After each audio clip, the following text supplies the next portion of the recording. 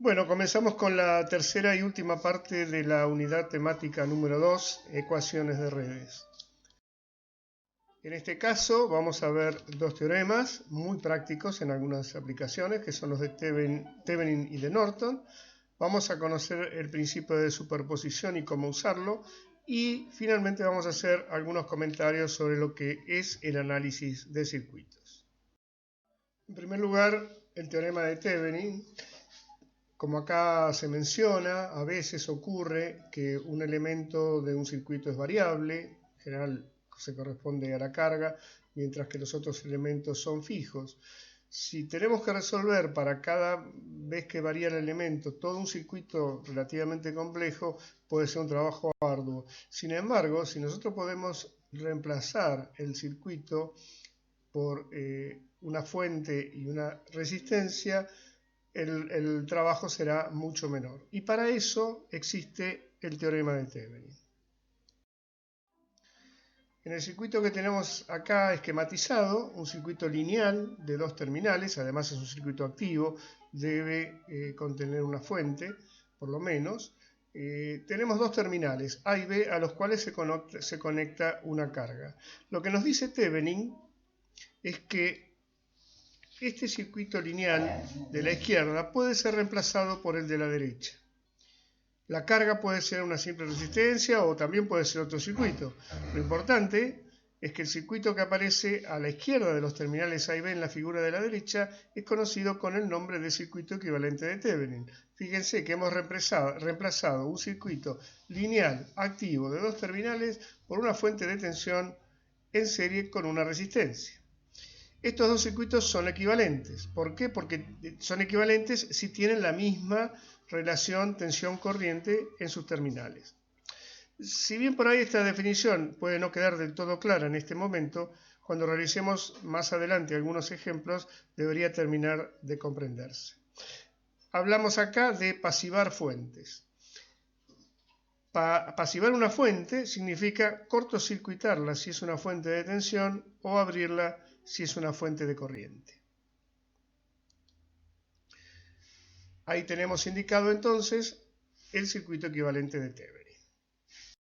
El otro teorema es el teorema de Norton.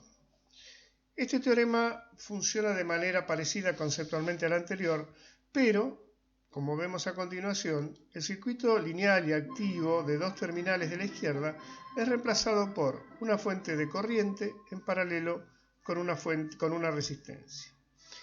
Esta resistencia, que acá la hemos llamado RN, R de Norton, es exactamente la misma resistencia que calcularíamos si estuviéramos calculando Thevenin.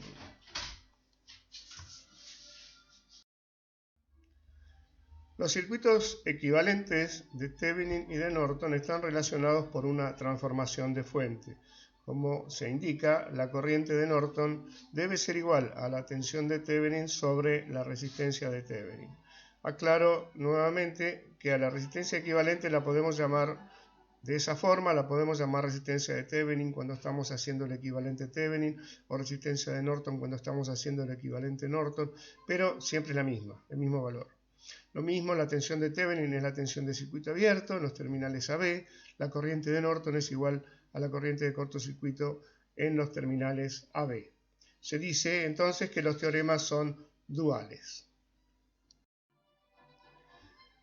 Con respecto al principio de superposición, lo que vamos a decir es que si un circuito tiene dos o más fuentes independientes, una forma de obtener u otra forma de obtener tensiones y corrientes es determinando la contribución que cada fuente independiente hace a la variable, hacia la corriente, hacia la tensión, por ejemplo, y luego sumarlas. Para eso tenemos que tener en cuenta dos aspectos. El primero es considerar una fuente independiente a la vez, mientras las demás son pasivadas. Lo de pasivada significa, como ya mencionamos, si es una fuente de tensión, cortocircuitarla, y si es una fuente de corriente, abrirla. Mientras tanto, el segundo aspecto es que las fuentes dependientes se dejan intactas, porque ellas son controladas por las variables del circuito. Este método es sencillo, pero puede ser trabajoso. El principio de superposición se basa en la linealidad de los componentes del circuito y por lo tanto puede aplicarse para calcular tensiones y corrientes, pero no para potencia y energía. Este es un ejemplo muy simple de aplicación del principio de superposición. En la parte superior tenemos un circuito con dos fuentes de tensión y una resistencia. Y lo que hacemos al aplicar el principio de superposición es tomar de a una fuente a la vez. Por ejemplo, donde dice 1, grandote, tenemos la fuente E1 y la fuente E2 ha sido cortocircuitada. Por lo tanto, la corriente I1 que va a circular será aporte exclusivamente de la fuente E1 y va a ser igual a E1 sobre R. Lo mismo para E2, le ponemos signo negativo porque, como podrán ver, la polaridad de ambas fuentes de tensión es opuesta.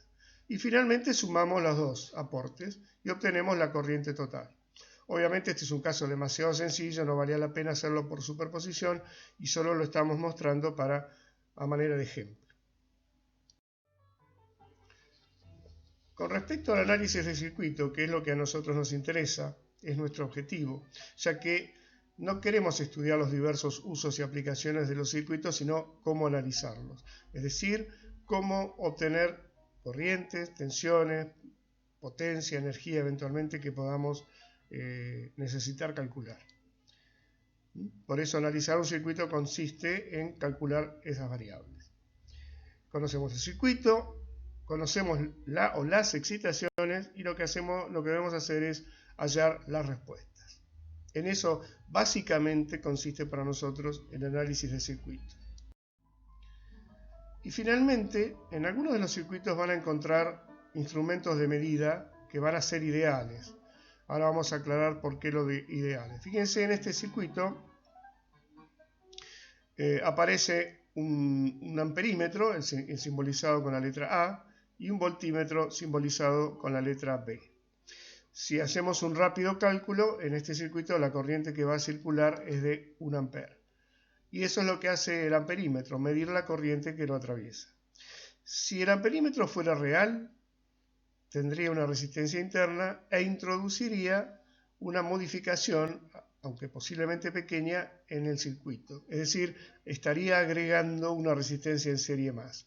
Pero como para nosotros va a ser ideal, su resistencia interna es nula y no absorbe potencia, por supuesto, al ser colocado en serie. Entonces, ese amperímetro me va a indicar 1 ampere la lectura. En tanto, el voltímetro mide la diferencia de potencial entre los puntos a los que se conecta. Por ejemplo, acá lo estamos conectando en bornes de una de las dos resistencias de 5 ohm. ¿Cuál va a ser la lectura de ese voltímetro? Si aplicamos división de tensiones, evidentemente va a ser de 5 volt, ya que las dos resistencias son iguales. Como es un voltímetro ideal, consideramos que su resistencia interna es infinita. Por lo tanto, a pesar de estar colocado en paralelo con la resistencia de 5 ohm, no se va a derivar ninguna corriente por él y no va a absorber potencia del circuito.